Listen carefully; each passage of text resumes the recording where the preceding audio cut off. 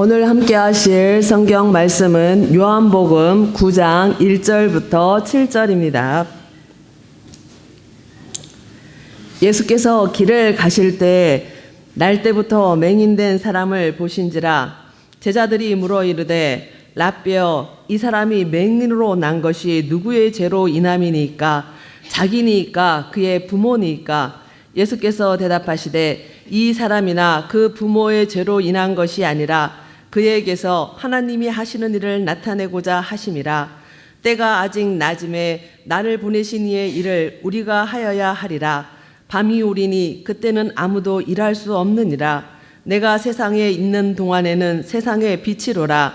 이 말씀을 하시고 땅에 침을 뱉어 진흙을 이겨 그의 눈에 바르시고 이르시되 실로암 못에 가서 씻으라 하시니 실로암은 번역하면 보냄을 받았다는 뜻이라. 이에 가서 씻고 밝은 눈으로 왔더라. 아멘.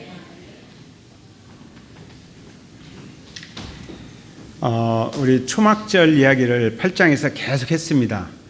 언제 9장 가느냐? 오늘 9장 왔습니다.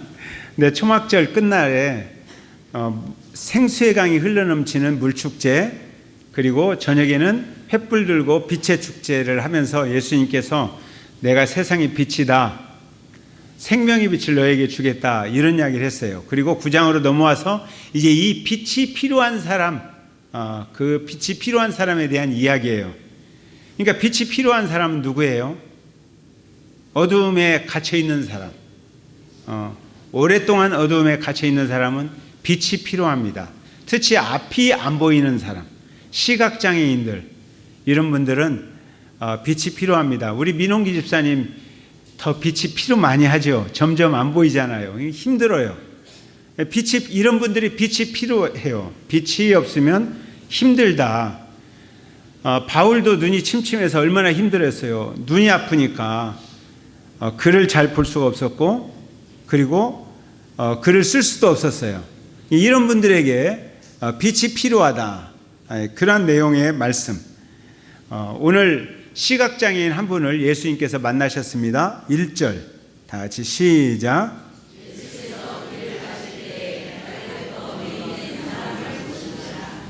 태어날 때부터 시각장애를 겪고 있는 한 사람을 만났어요. 한 번도 빛을 경험해 보지 못한 사람. 태어날 때부터 엄마가 어떤 모습을 가지고 있는지, 아빠가 어떤 모습을 가지고 있는지, 세상이 얼마나 아름다운지 눈으로 확인해 보지 못한 한 사람이 길가에 있었습니다. 이런 사람은 먹고 사는 일이 힘들기 때문에 보통 길 어귀에 바구니를 놓아두고 동전을 이렇게 받으면서 구걸해서 사는 사람입니다. 그러니까 구걸해서 살면 지나가다가 동전을 줘야 되잖아요. 근데 갑자기 사람들이 우르르 이야기하는 소리가 들렸어요. 여러 사람이 오는 것 같아요. 그러니까 맹인이 어떤 이야기를 듣고 싶어요. 그 이야기를 듣는 것보다 땡그랑 소리를 듣고 싶은 거예요. 돈 소리를 듣고 싶어요. 근데 돈은 놓지 않고 사람들이 자기를 놓고 이야기하는 거예요. 아유, 이 사람 무슨 죄를 져서 이렇게 시각장애인으로 이렇게 살아가나, 맹인으로 살아가노, 이런 이야기를 하는 거예요. 이런 이야기를 어려서부터 수도 없이 많이 들었어요. 너는 도대체 무슨 죄를 져서 이렇게 고통을 당하느냐, 태어날 때부터 눈이 멀어서 태어났느냐, 이런 소리를 들었어요. 이런 이야기를 들을 때마다 가슴이 미어지죠. 아파요. 내가 맹인으로 태어나고 싶어서 태어났습니까? 내가 그런 소망이 없었잖아요. 그래서 태어난 게 아니라 어떻게 태어났는데 맹인이란 말이에요. 근데 사람들이 하는 말이 죄가 많아서, 네 죄가 많든지 네 부모가 죄가 많든지 죄가 많아서 이렇게 태어났다라고 이야기를 하는 거예요. 어때요? 오늘 이원 형제 저희 교회를 방문했는데 황반 변성이 일어난 사람이 왔어요. 그러면 그 사람에게 치료해 주면서 당신은 무슨 죄가 많아서 이렇게 눈이 점점 안 보입니까? 그러면 딱이 맞을 거예요. 그죠? 얻어 터지죠. 얼마나 화가 나겠어요. 이런 이야기를 하는 거예요. 우리가 살다 보면 원치 않게 깊은 고난 가운데 빠질 때가 있어요. 병원에 입원할 때도 있고. 근데 영적으로 괜찮다고 하시는 분들이 가끔 가서 기도해 주면서 당신은 회개해야 돼, 이런 말을 할 때가 있어요. 회개해야 돼, 하나님께 순종해야 되는데 순종 안 하고 뺑뺑거리고 맨날 돌아다니니까 이런 병이 걸리지 하나님이 그렇게 불렀다는 거예요. 이렇게 말해줄 때가 있어요. 그러면 아프고 힘든 사람을, 그 사람을 불쌍히 여기고 그 사람의 고통 속에 동참하고 위로해 주는 것이 아니라 그 마음을 쑤셔내는 거예요. 언젠가 제가 한번 이야기해 드렸는데, 저번에 와서 제 친구들이 저를 위로해 주러 와서 노래 부른 사람 있잖아요. 이제 어두운 밤길에서 같이 노래를 불렀는데, 그 사모님이 20년 전에 모야모야병에 걸리신 분이에요.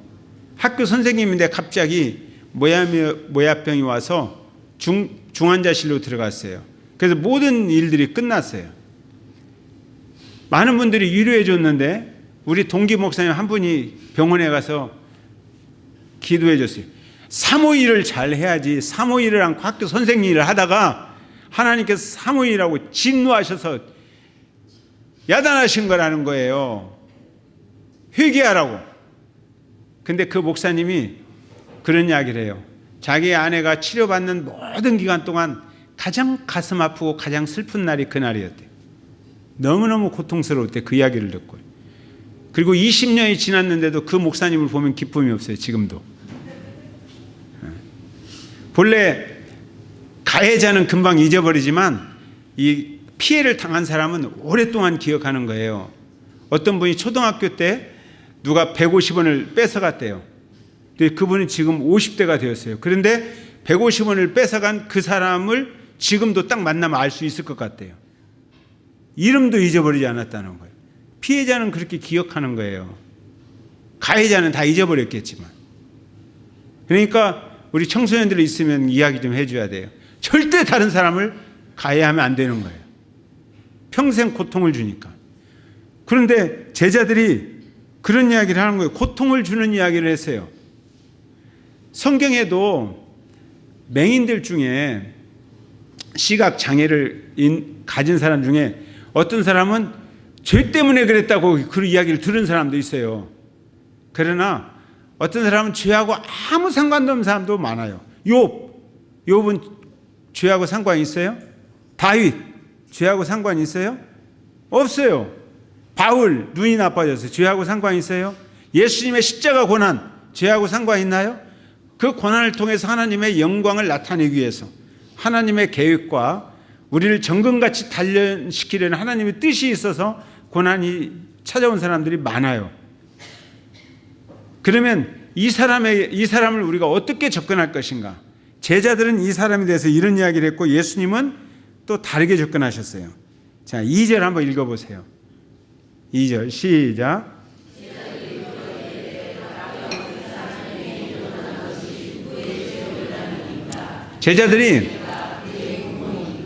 제자들이 그 사람 앉혀놓고 돈은 안 주고 막 이야기를 했어요. 한쪽에서 야, 이 사람 무슨 죄를 지어서, 자기 무슨 죄인지는 모르겠는데 죄를 지어서 이렇게 시각장애인이 되었다 그랬더니 또 한 제자가 야, 어떻게 태어날 때부터 시각장애인인데, 맹인인데 자기 죄를 지었겠느냐, 부모가 죄를 지었으니까 이렇게 맹인으로 태어났지, 이렇게 하고 논쟁하다가 선생님한테 물어보자. 그래서 선생님한테 물어보러 갔어요. 선생님, 이 사람이 맹인으로 난 것이 누구의 죄로 인함이니까? 자기니까 그의 부모니까? 그러니까 이 사람이 죄 때문에 병이 걸렸다는 기본적인 바탕은 확고해요. 그냥 이란 사상을 인과응보라고 그래요. 인과응보. 그러니까 욥의 친구들이 뭐라고 그래요? 욥에게 찾아와서 너 회개하라. 무슨 죄를 지었으니까 네가 이렇게 고난을 당하잖아 라고 이야기하는데, 모든 이야기가 위로를 한다고 하는 이야기지만 그 바탕에는 인과응보 사상이 딱 깔려 있어요. 유대 사회만 그런 게 아니에요. 오늘날에도 이런 사상이 우리들에게 깔려 있어요. 그래서 다른 사람의 불행과 고통에 내가 아파하지 않고 공감하지 않고 오히려 아파하고 힘들어하는 사람에게 고통을 더하는 말을 하는 거예요. 제자들이 자기를 놓고 지금 자기는 보이지도 않는데 사람들이 와서 지죄 때문이야, 아니야, 부모죄 때문이야, 계속 그러고 있으니까 얼마나 열받겠어요. 여러분들이 맹인이라면 어떻게 하겠어요? 저 같으면 그럴 거예요. 안 보이지만 그냥 일어나서 야, 이 자식아 네가 나를 쌀 한 톨을 줘봤어, 뭐를 해봤어, 부모의 죄면 어떻고 내 죄면 어떻고 왜 나한테 남의 일에 상관해 하면서 그런 이야기 안 하겠어요?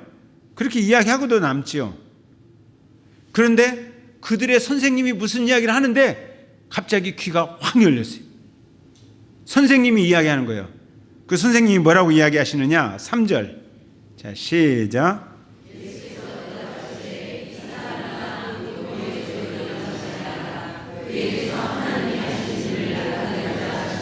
지금까지 모든 사람들은 죄라고 이야기해요. 죄 때문에. 죄를 지어서 너가 이렇게 사는 거야. 죄가 많아서 요 모양 요 꼴이야. 네 죄든지 네 부모 죄든지 죄가 많아서 요 모양 요 꼴이야. 이렇게 이야기하는 소리만 듣고 살았어요. 근데 그들의 선생님이라고 하는 분의 목소리가 들리는데 그분이 뭐라고 하냐면 이 사람의 죄도 아니고 부모의 죄도 아니고 이 사람은 하나님의 특별한 계획 속에서 하나님의 일을 나타내기 위한 사람이야. 이 사람은 그냥 존재 자체로서 특별한 사람이야. 이 사람은 죄 때문에 여러분들 모든 사람에게 무시당해야 할 사람이 아니라 이 사람은 그냥 맹인이어다 할지라도 시각장애를 가지고 있다 할지라도 하나님의 일을 나타낼 만한 특별한 존재야 라고 이야기를 해주는 거예요. 그 소리만 듣고 신봉 사람 눈이 팍 떠졌을 거예요. 근데 눈이 안 떠졌어도 이 선생님을 향한 존경심이 일어나겠어요? 안 일어나겠어요? 일어나죠. 한 번도 이런 이야기를 들어본 적이 없었어요. 수많은 사람이 자기를 죄 때문이라고 야단해서 이미 비참해진 인생을 살고 있는 거예요. 그 이야기가 자기를 짓누르고 있어요. 그래서 나는 사람들한테도 버림받았고 심지어 부모에게도 버림받은 사람이다. 나는 외톨이다. 세상 외톨이야. 나를 이해하는 사람은 없어. 나는 인생을 살기 싫어. 그냥 억지로 어쩔 수 없이 사는 거예요. 어쩔 수 없이. 그렇게만 생각하면서 살아온 사람이에요. 근데 그 사람을 향해서 아니야. 이 사람은 하나님께서 특별한 영광스러운 위대한 일을 행하시기 위해서 특별한 존재로 이 땅에 태어나게 하신 사람이야. 이 사람은 소중한 사람이야. 이렇게 이야기를 하는 거예요. 맹인이 생각할 때 나에게서 하나님의 일을 기대한 사람은 지금까지 없었어요. 부모도 아니었어요. 나 자신도 나에게서 하나님의 일을 기대하지 못했어요. 그만큼 자존감이 낮아졌어요. 그런데 어느 분인가, 선생님의 한 분이 나에 대해서 특별히 하나님의 일을 기대하는 사람이 나타난 거예요.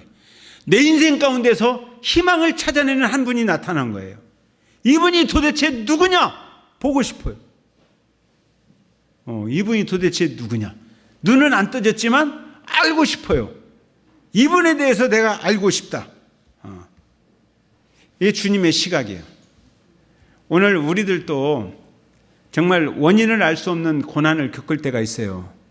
어떤 때는 원인을 알아요. 그러나 원인을 전혀 모르는 고난을 겪을 때도 있어요. 근데 주님은 우리의 고난에 대해서 어떤 시각을 가지고 계시느냐? 이런 시각이에요. 하나님의 영광을 나타낼 사람으로, 그 사건으로. 그래서 고난당하는 사람에게 희망과 용기 있는 메시지를 주님은 주셔요. 세상에서 너희가 환난을 당하나 담대하라. 내가 세상을 이겼노라. 이렇게 말씀하시는 거예요. 여러분들이 고난이 좀 있다, 어려움이 있다, 이해할 수 없다, 그러면 그 고난을 예수님의 시각으로 해석하는 능력이 있었으면 좋겠습니다. 이 고난을 통해서 하나님의 영광을 나타낼 것이다. 4절. 자, 시작.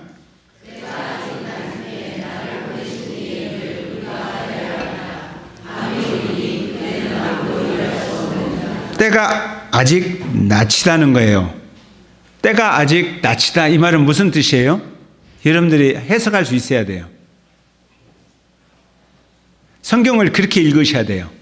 때가 아직 낯이다. 이 말은 무엇이냐? 저 뒤에 보면 바로 알 수 있어요. 여러분들이 자세히 읽어보면 밤이 오리니 그때는 아무도 일할 수 없다. 밤에는 일할 수 없다. 그럼 때가 낮이다. 그럼 뭐예요? 지금 일할 때이다는 거예요. 지금 일할 때에다. 무슨 일을 해야 되느냐? 뒤에 보세요. 나를 보내신 이의 일. 나를 보내신 이의 일. 이 일은 계속 앞에서부터 예수님이 여러 번 말씀하셨어요. 사람 살리는 일. 사람 살려내는 일. 맹인을 살리는 일. 지금 때가 낮인데 이 시각장애인을 놓고 토론하는 게 아니라 이 사람을 살려내는 일이 지금 우리들의 일이야 라고 말하는 거예요. 그런데 지금 토론하고 있는 거예요. 신학적으로 토론을 할 시간이 아니라 이 사람을 살려내는 일을 누가 해야 돼요? 여기 보여요. 누가 해야 돼요? 우리가 해야 돼요. 우리가. 예수님이 하는 게 아니라 예수님이 그 속에 동참해서 함께하면서 우리가 하는 거예요. 이 우리가 누구냐? 예수님이 말씀하실 때는 제자들이에요. 그러나 이 편지를 읽는 사람들은 AD 90년 요한의 공동체 교회 사람들이에요. 요한은 지금 교회가 그 일을 해야 된다 이렇게 말하는 거예요. 근데 그 편지를 지금 읽는 우리는 대공원교회가 해야 할 일이에요. 대공원교회를 포함하는 이야기가 우리예요. 우리가 그 일을 해야 된다는 거예요. 지금 우리가. 너무나 놀라운 일입니다. 보통 교회를 생각할 때 많은 사람들이 교회를 다녀요. 그리고 꿈을 가져요. 교회가 커지는 꿈을 가져요. 그래서 교회가 막 전도되고 커져요. 그래서 200명 되면 이제 교회가 작아요. 그러면 더 큰 건물을 지어요. 그게 꿈이에요. 그래서 500명 되는 건물을 지어요. 근데 500명이 넘어요. 안 되겠다. 이제 더 1000명 되는 건물을 지어요. 이건 주님이 말하는 교회 아니에요. 주님이 말하는 교회는 우리가 그 일을 하는 교회예요. 하나님의 일을 하는, 사람을 살려내는 교회를 말하는 거예요. 그러니까 어떻게 우리가 커져야 되느냐? 물론 부흥해야 되죠. 근데 커져야 되느냐? 이것을 목표로 삼는 교회가 아니라 사람을 살려내는 것을 목표로 삼는 교회.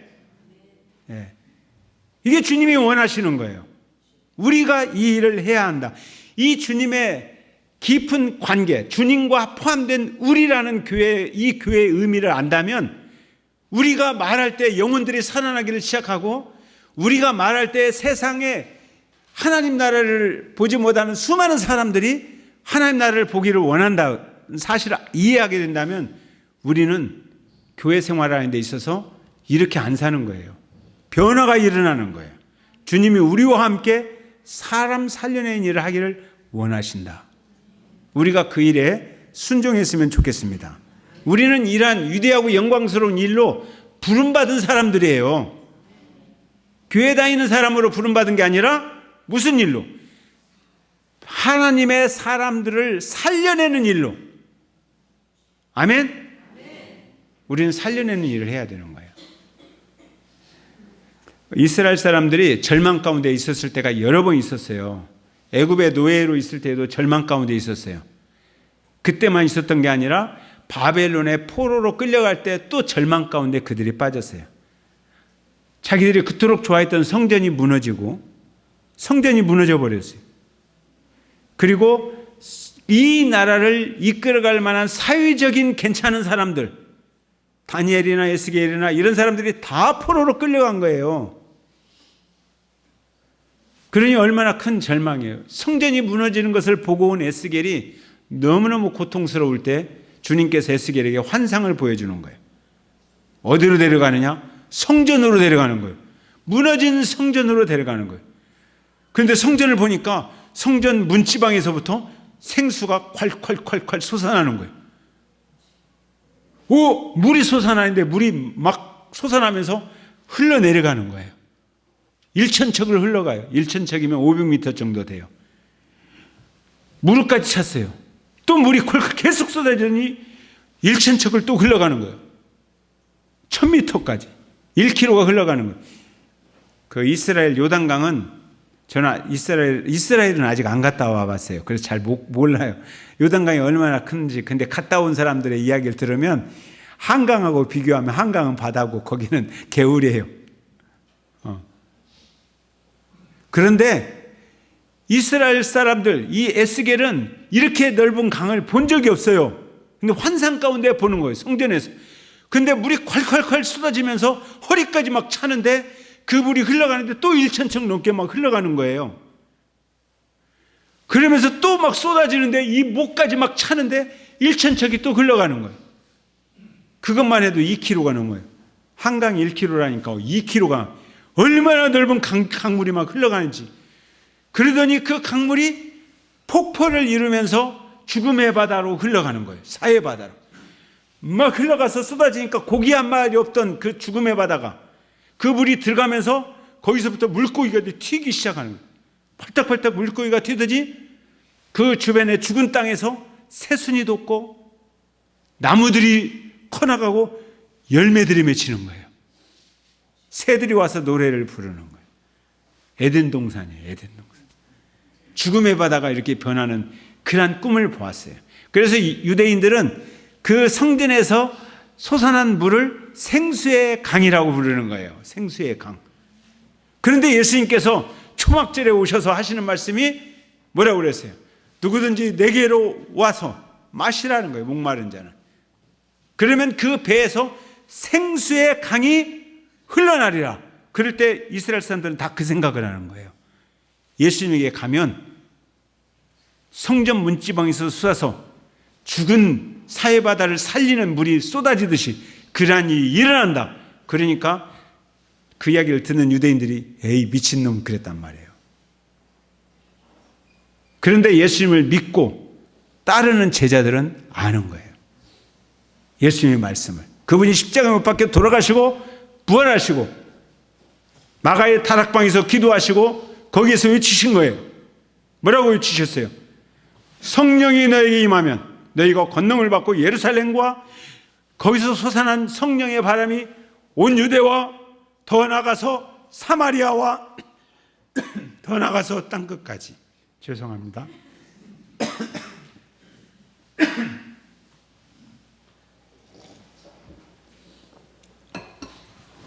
저희 집사람이 이럴 줄 알고 화장지를 2문금 주어서 목이 맺힐 때마다 혹시 코가 많이 나오고 가래가 많이 나오면 뱉어라 그랬는데 이미 다 써버렸어요.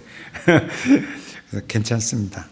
한 주 동안 제가 감기로 굉장히 힘들었어요. 그래서 병원에 가서 영양제 맞으면서 버티고 막 그랬는데 그제 괜찮아져가지고 어제 신방 다녀왔는데 아직 조금 남았는 것 같아요. 금방 괜찮아질 겁니다. 어디까지 하는지도 잊어버렸어요. 자, 이스라엘 백성들이 그 생수의 강, 거기에 대해서 예수님을 거부할 때에 제자들은 안 거예요.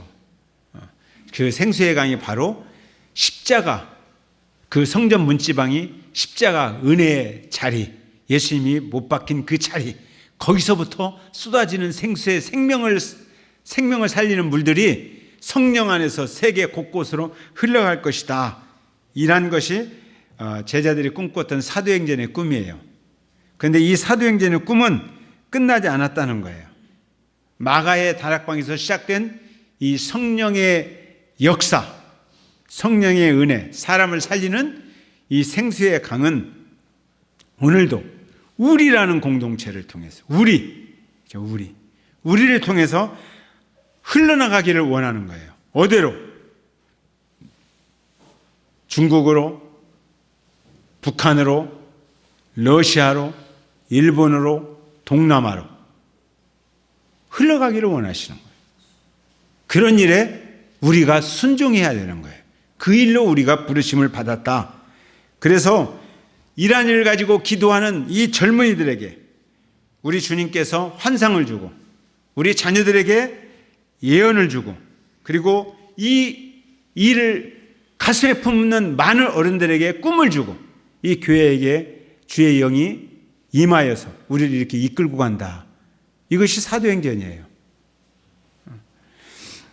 생명의 물은 고여 있을 수가 없습니다. 고여 있는 물은 생명이 없어요. 우리 교회는 고여 있는 물이 되어서는 안 되는 거예요. 흘러가는 물이 되어야 될 줄로 믿습니다. 어디로요? 죽음의 바다로. 물이 콸콸콸 흘러가야 돼. 막 흘러가야 또 솟아나는 거예요. 계속 솟아나서 흘러가고 흘러가면 이런 꿈을 꾸는 우리 교회가 되면 주님께서는 보혈의 십자가를 통해서 세계 많은 영혼들에게 영향력을 끼칠 줄로 믿습니다. 이런 일에 우리가 같이 기도하고 특히 이번 필리핀 단기 선교팀을 위해서 여러분들이 기도해 줬으면 좋겠습니다. 자, 6절 읽어보세요. 6절 시작.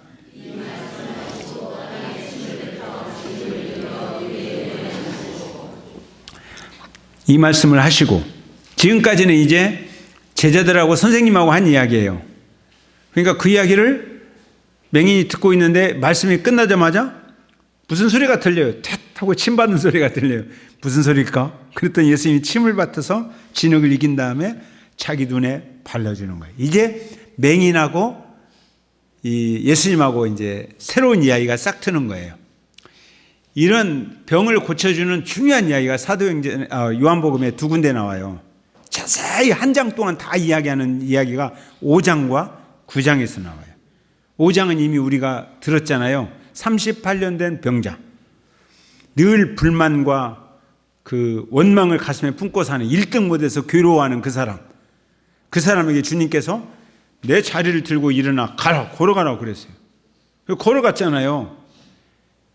누군지도 모르고 어느 분이 나타나서 걸어가라니까 걸어갔어요. 근데 그분 때문에 힘들게 되었을 때, 안식일 날 범에서 이제 공동체로부터 야단받게 되었을 때 뭐라고 그래요? 내가 저 사람 때문에 힘들게 되었다고 그러잖아요.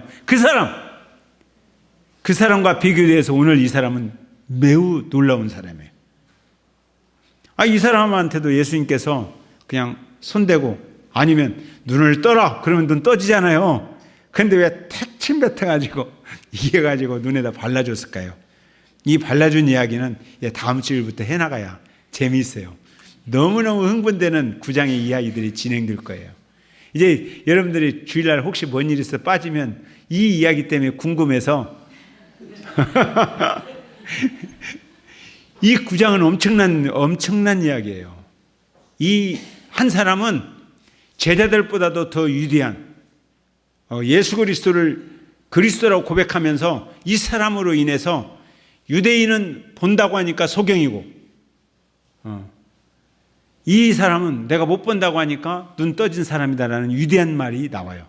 그리고 나서 유대인 지도자들에게 니네들 소경이 이 민족을 인도하니까 이 민족이 요 모양이 된 것이다 라는 말이 나오는 거예요.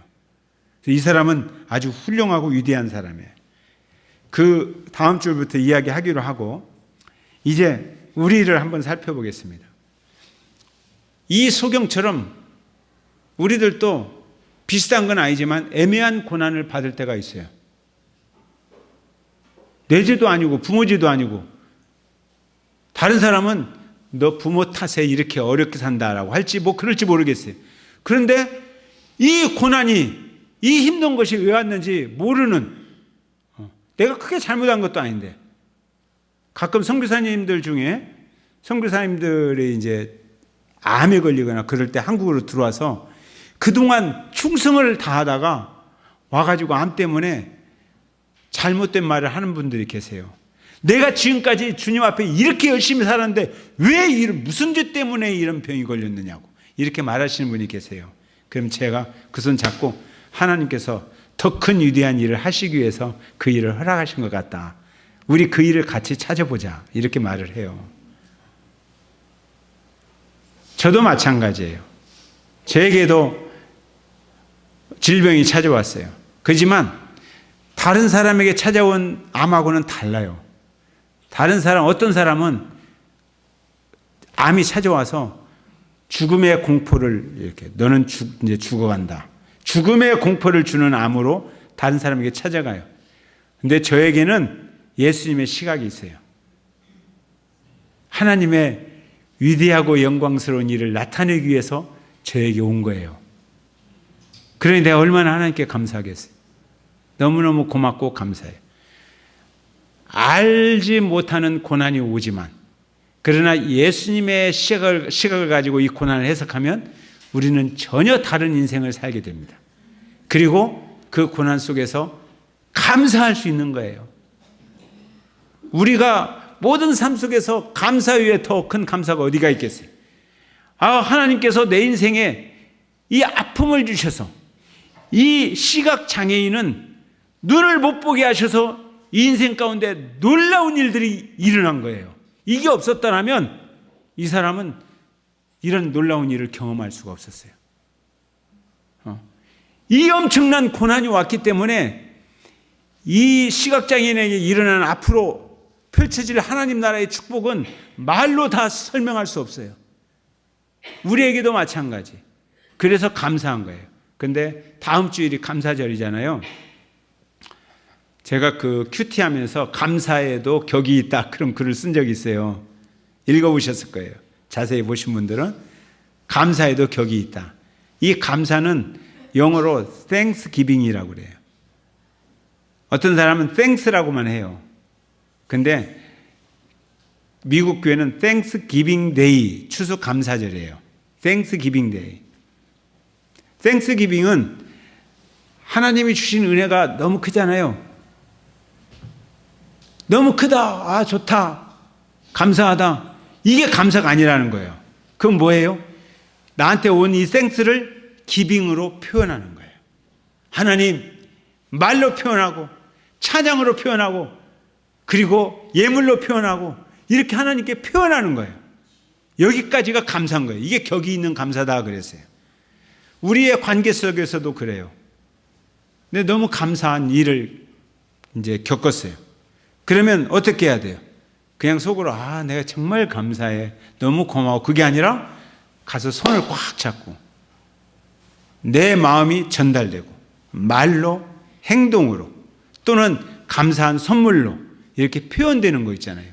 여기까지 땡스가 기빙으로 표현되어지는 것을 땡스 기빙이라고 감사라고 말하는 거예요. 그래서 우리가 고난이 있어도 여러분들은 감사할 수 있습니다. 힘든 짐이 여러분들을 누르고 있어도 여러분들은 감사할 수 있습니다. 아멘. 그래서 다음 주일 뿐만 아니라 우리 인생이 멋있는 감사로 격이 있는 감사로 가득 채워졌으면 좋겠습니다. 아멘. 찬양하겠습니다. 기도하기 전에 오른손을 한번 이렇게 들어서 자기 가슴에 한번 대보세요. 기도하기 전에 여러분들이 이제 어린 사람은 어린 사람대로 어른들은 어른대로 힘들고 어려운 삶을 살아왔기 때문에 낮은 자존감을 가지고 있는 사람들이 있을 수도 있어요. 고난이 나를 너무 힘들게 하니까 그리고 주변에서 나를 별로 인정해 주지 않아서 주변에서 맨날 하는 말이 너는 무슨 죄지에서 이렇게 살아왔냐 너는 뭐 그런 이야기만 했기 때문에 맹인처럼 이렇게 힘든 사람이 있을 수도 있어요. 그렇지만 다 잘못된 거예요. 잘못된 시각이고 예수님의 시각으로 나를 한번 바라봅시다. 예수님은 오늘 시각장애인에게 그냥 그렇게 이야기하는 거예요. 너는 하나님의 일을 나타낼 특별한 존재다. 우리도 마찬가지예요. 그래서 자기 자신에게 이야기 이렇게 한번 하고 합시다. 나는 따라서 해보세요. 나는 하나님의 일을 나타낼 특별한 존재다. 예, 다른 사람이 뭐라고 하든 상관하지 마십시오. 나는 그런 사람이에요. 나는 그냥 나 자체로서 내가 어떤 일을 많이 했고 잘했고 못했고 상관없어요. 그냥 나 자체로서 하나님께 매우 특별한 존재입니다. 나를 축복해 줬으면 옆 사람 한번 축복해 줍시다. 옆 사람에게 집사님은 너는 그냥 특별한 존재야. 하나님의 일을 나타낼 만한 그러면서 한번 꼭 안아줘 보세요.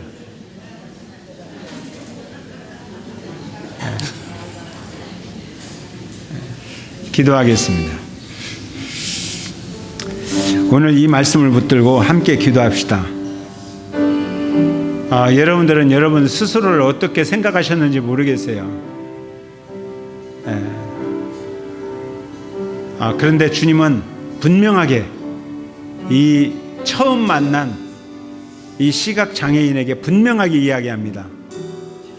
이 사람은 자기 죄도 아니고 부모의 죄도 아니고 하나님의 일을 나타낼 사람이다. 우리 역시 마찬가지입니다. 우리가 세상에서 말하는 실패를 수도 없이 많이 경험하고 다른 사람들이 뭐라고 나를 왕따 시켰든 말든 상관하지 않고 주님은 우리를 찾아오신 주님은 그렇게 이야기하십니다. 너는 매우 특별한 독특한 하나님의 위대하고 영광스러운 일을 나타낼 만한 그러한 존재다. 이 주님의 말씀을 받아들이십시오. 거부하지 말고 받아들이세요. 아니에요, 저는 형편없는 인간이에요, 이렇게 거부하지 말고 주님이 그렇게 너는 귀하다 라고 말씀하실 때 그렇습니다 주님, 제가 그런 인간입니까? 주님이 보시기에 주님이 그토록 사랑하시는 특별한 존재입니까? 그러면 이제 주님 안에서 그러한 시각으로 살아가겠습니다. 주님을 바라보며 주님을 알아가며 주님 안에서 꿈을 꾸며 다른 사람도 죽어가는 세상이 죽여놓은 사람들, 죄가 죽여놓은 사람들, 그 사람들을 살려내는 일에 제가 헌신하겠습니다. 이렇게 한번 기도하는 시간 가졌으면 좋겠습니다. 같이 기도하겠습니다. 살아계신 아버지 하나님 감사합니다.